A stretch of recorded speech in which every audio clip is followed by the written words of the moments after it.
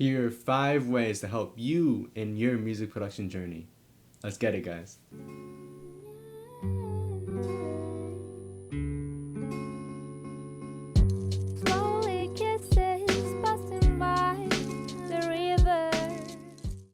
What's up, guys? Welcome back to the channel. It's been a bit. I know it maybe took some time off, but as you can see, some things have changed. No video on that right away, but we have much more important matters on our hands right now. Alright, these tips are for those of you who are having a lot of trouble in what DAW you guys are working. These are for those of you who maybe just started out or maybe have a year or two into it. These are things you guys have to understand, and these are kind of guidelines that'll help you in your journey. Before we get started, please guys hit the like and subscribe. This will help me so much to bring more content, more education, and more helpful stuff for you guys. There's gonna be so much that I want to do in this channel, and now that I have all this set up here, I can just talk to you guys as freely as I want to. So stay tuned for more, and let's just get into this, guys. Tip number 1, find and know your DAW. If you don't know your DAW, and if you don't find the right one from the beginning, then I promise you, you'll have a hard time getting into music production. There's a lot of DAWs out there, and I mean a plethora of DAWs out there. Man, we got Cakewalk, we got Sonar, we got Pro Tools, we got Logic, we got Ableton, my favorite. You got FL Studio. We got FL Studio, we got Logic. There's so much out there, not even to mention Pro Tools, which is like the industry standard here in America.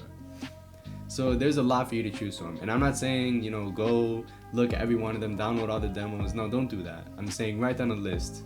Find what's important to you right now. If you need something advanced, something that gives you a lot more leeway than what maybe FL Studio would do to hold you back, then write it all down, see what programs can offer that. Or if you need something that's not as big, something that's basic, something that can help you understand the fundamentals of music production, then write that down and find something that can help you with that. There's a reason why a lot of producers start somewhere and end up somewhere else. And there's a reason why a lot of people go back to Pro Tools as well, because it's incredible. Make sure you guys keep that in the back of your head, and make sure you guys make a featureful list of what you want. Tip number 2, hone your genre. Alright, we all start somewhere. Alright, I started off trying to make rap beats for my friend, and I ended up doing EDM, pop, and lo-fi. That's not where I wanted to be, but that's exactly where I ended up. What you guys dream of doing, you will end up there eventually, no matter what. That goes for any life decision, you'll end there eventually. What's important right now is that you create a strong foundation of music and a strong foundation of a certain genre that you're into.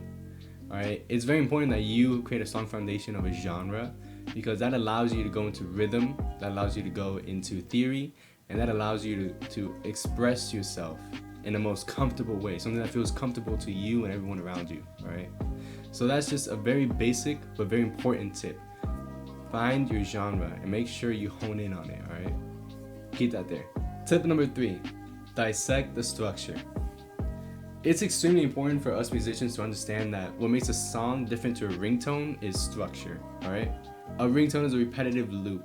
Alright, it has that structure. Whatever you do can be minimal to it, but it'll repeat itself, and it'll eventually get to a point that you'll probably say, oh, that's a nice tune. It's not a song. What's important is that structure defines what type of genre feels right. I know it's a weird thing to say, but it's very true. If you use an EDM structure in a rap beat, it's not gonna really work out. That's why there's these cross EDM trap beats, because they have the sound, but they have the structure. Alright? Listen, like Marshmello, that man is crazy. He does so much cross genre music, but that's just what he's good at, and that's what he's interested in. But he understands that there's a certain structure that has to be involved before he can get further. Let me give you an example. In my summer pop video dance video, yeah. In my summer dance pop video, you'll see me use this chart. And that chart is actually it's a dance pop structure. That's how the song should go. But it's very important that you guys understand that there's always a structure to music, and you should always model your music in the beginning after someone you know, someone you love. Like, let's say you're into EDM and you love Martin Garrix. Model and structure your music the same way that he does. Dissect the different musical elements that he uses. That way, what you do can be technically and fundamentally correct. Let's move on. Whoa. Before we move on, I have an announcement to make. Alright, August 31st, this Monday, I'm releasing on YouTube, SoundCloud, and AudioMack my song remixing Luna Shadow's Palm Springs. Luna Shadows and Skio Music held a remix contest. I love Skio Music because it's such a collaborative and such a featureful platform. I learned so much from myself, from them. As a producer, they're very, very helpful to you and what you want to do. Turns out Luna Shadows and Skio Music had a remix contest. I submitted a song. I'm releasing it to you guys. It's a little present. It'll be out this Monday, August 31st. Luna Shadows remix. I'll see you guys there. If you guys want an update, if you guys want to check out how it's coming along, what it's looking like, you can follow my socials right here. That's Kytonic Official on Instagram, and that's Kytonic KYTTO on Twitter, and Kytonic on SoundCloud. All right, guys, let's stop the plug and move on. Tip number 4: learn fundamental theory and piano. This one's a hard one, all right, because I'm kind of in that one still. I learned that one very, very late compared to what all the other people do. I never learned piano. I never had a really interest in it until I got into music production. But I knew fundamental theory, and I knew musical notation. Like it's very important when it comes to the production standards that you understand what a quarter note is, what a half note is, whatever, a whole rest, half rest. Look at where the note placements are on both the treble and bass clef. There's a lot for you to learn there. What you'll get out of this is a deeper understanding of rhythm and where rhythm comes from and what time meter you can use to create a certain type of rhythm. The point is, fundamental theory and fundamental piano will really expand your knowledge of the art. And instead of creating something technical and something, pretty cool, you'll actually be able to create music and not just rhythms and chords, okay? Alright, step number 5, last but not least, learn how to mix and master.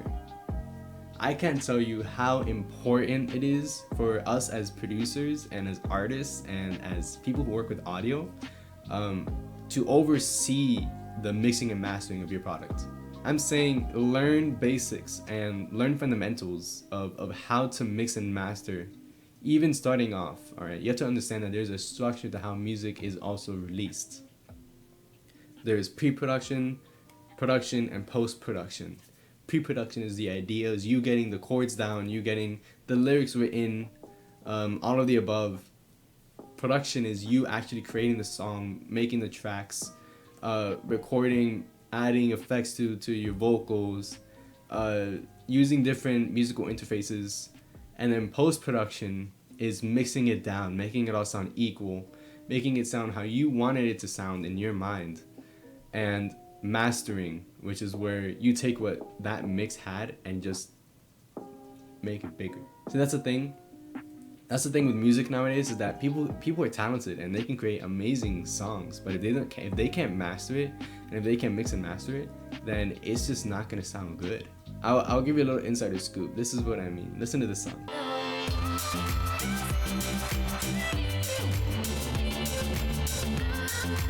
Sounds like trash, doesn't it? That's because it does. It just genuinely sounds like trash. And that's genuinely because I didn't mix. I didn't know how to mix and master. I just released music thinking it was good. And a lot of us will go through this at the beginning of our journey. And that's okay, man. That's okay. You'll always run into these type of barriers, okay? And this is a natural development of our art. And it's very important for us to at least understand or have a fundamental understanding of what it means and what it can bring to you. Because let me tell you, if you oversee your production from beginning to end, your world of musical knowledge is gonna expand so much. You're gonna create art. You're gonna create art. Like, you're not gonna create just a song, it's gonna be an art piece. Alright guys, these are my 5 tips to help you get further, better, and faster in your music. I understand that this is a challenging journey for all of us, and it's very important that we have to understand these fundamental steps that will ultimately carry us so much further than you think. As always, it's been a pleasure. My name is Kytonic. Welcome back to the channel. We're back, baby. Don't forget, Luna Shadows remix out August 31st, this Monday. And yeah, man, that's it. Let's get out of here.